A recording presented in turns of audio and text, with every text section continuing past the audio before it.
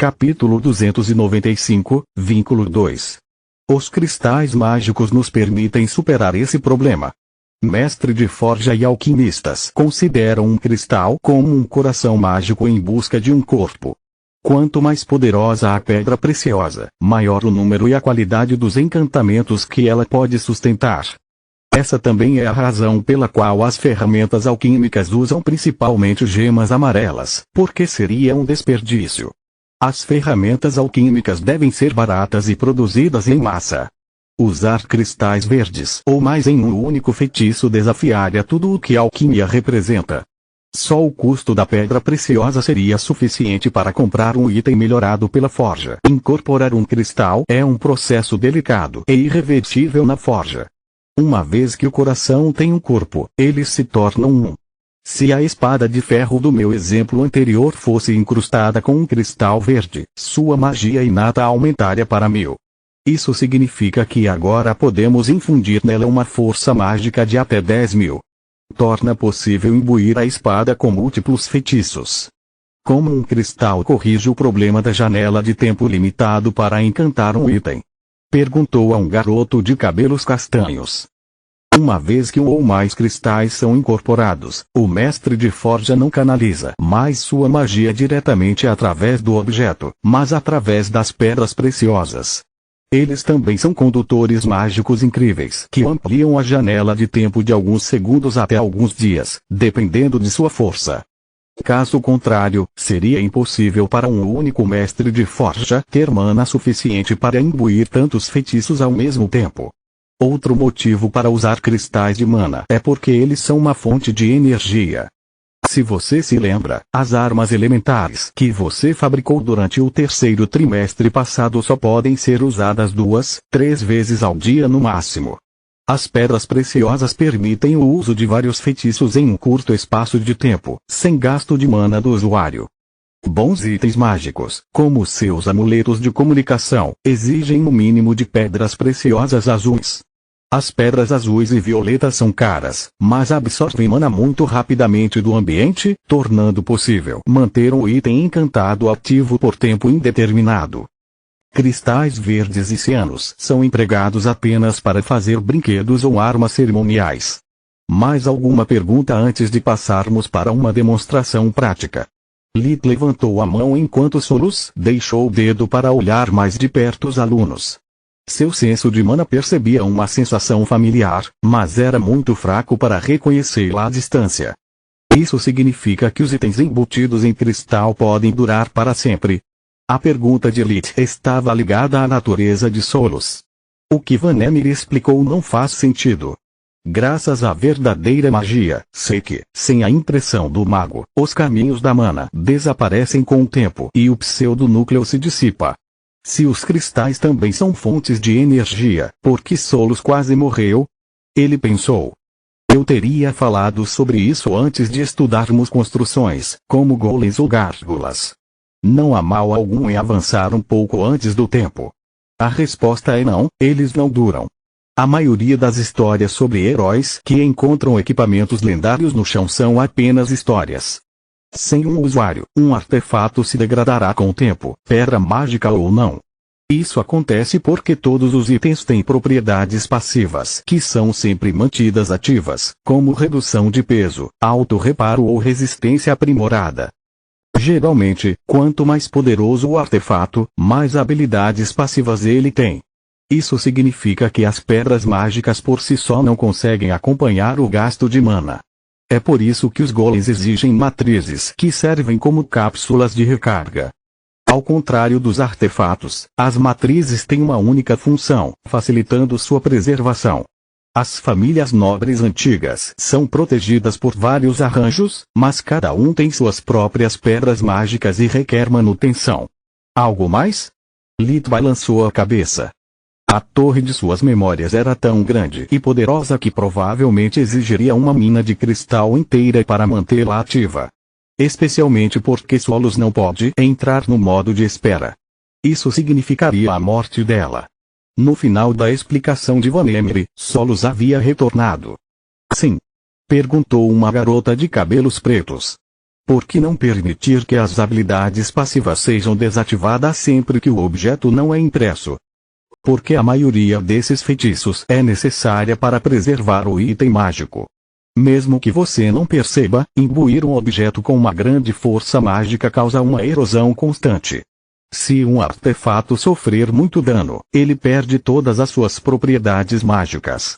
A única maneira de preservá-lo da passagem do tempo é passá-lo para um novo proprietário ou usar uma matriz. Ambas as soluções exigem que o usuário original morra de uma maneira conveniente o suficiente para permitir que o artefato seja preservado.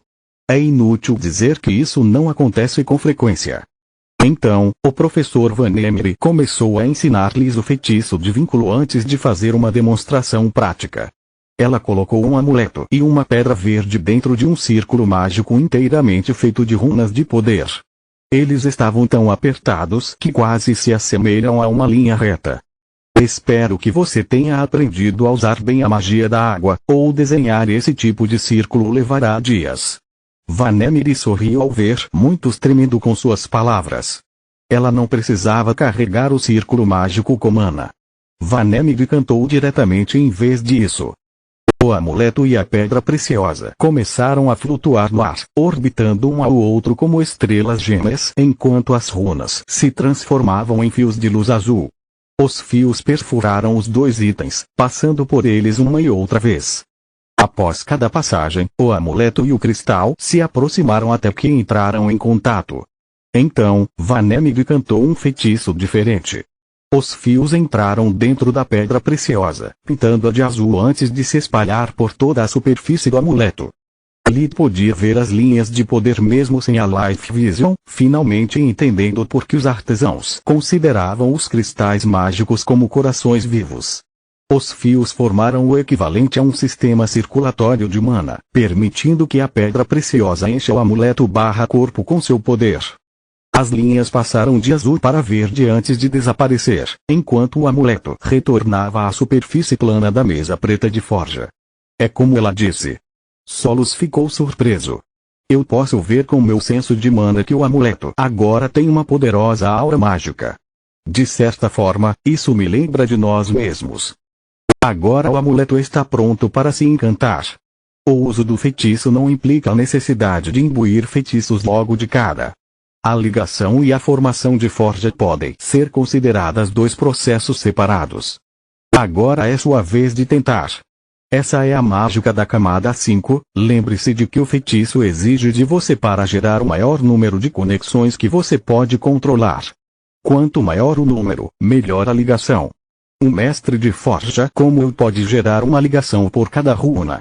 No seu caso, uma vez que é sua primeira tentativa, uma em cada 4 runas pode ser considerada uma nota de aprovação, mas apenas se a ligação for bem sucedida. Todas as ligações devem sempre passar pelos dois destinos. Se pelo menos um deles errar, o feitiço falhará. Quem quer ir primeiro? Capítulo 296, Crescente Hostilidade 1. Lid levantou-se, ansioso para colocar seu talento como mestre de forja à prova. O padrão do feitiço era simples, mas a execução era complexa. Isso permitiu ao mago escolher se iria ligar as runas uma a uma como Vanemiri acabou de fazer, ou agrupá-las como ela sugeriu. Fazer o único fio dentre 4 runas significava uma tensão menor no mago durante o primeiro canto, já que exigia um nível médio de multiconjuração, mas tornou as coisas mais complicadas durante o segundo feitiço. Geraria um fio 4 vezes mais grosso e provavelmente 4 vezes mais difícil de controlar. O segundo feitiço era apenas uma muleta para a força de vontade do mago, facilitando o controle das energias conjuradas. Depois de aprender os feitiços, Lid deu tudo certo. Sua habilidade de conjuração múltipla lhe permitiu controlar 10 feitiços ao mesmo tempo, um para cada dedo. Ele criou uma ligação de 2 runas, 2 vezes o número que Vanemiri exigia. Lid poderia ter conjurado mais, mas significaria correr o risco de falhar. Como não era uma situação de vida ou morte, não havia necessidade de morder mais do que ele certamente poderia mastigar. Quando Vanemir realizou o feitiço, os fios de energia resultantes eram tão grossos quanto os cabelos e se moviam em uníssono, como se tivessem uma mente colmeia. O desempenho de Lith ficou muito diferente. Cada fio era tão grosso quanto um dedo e se movia como uma cobra rastejando por toda a vida enquanto estava tendo uma convulsão. Droga! Eu pensei que minha experiência com a verdadeira magia facilitaria as coisas. É a primeira vez que encontro energias tão selvagens. Vamos torcer para que o segundo feitiço ajude. Lith começou o próximo canto. Ele teve dificuldade para impedir que os fios azuis colidissem contra as paredes da sala de aula, marcando o fracasso de sua tentativa. Este é um erro clássico de novato. Vanemir explicou ao resto dos alunos. Lembre-se sempre de iniciar o segundo feitiço assim que terminar o primeiro, caso contrário, o feitiço de ligação se torna desenfreado. Ao contrário das expectativas da maioria, ela não deduziu nenhum ponto de Lith. O segundo canto foi uma revelação para ele. Ele podia sentir pequenos tentáculos de pura mana emanando de seu corpo. Eles se prenderam aos fios de energia selvagem, domesticando-os como cães treinados na coleira.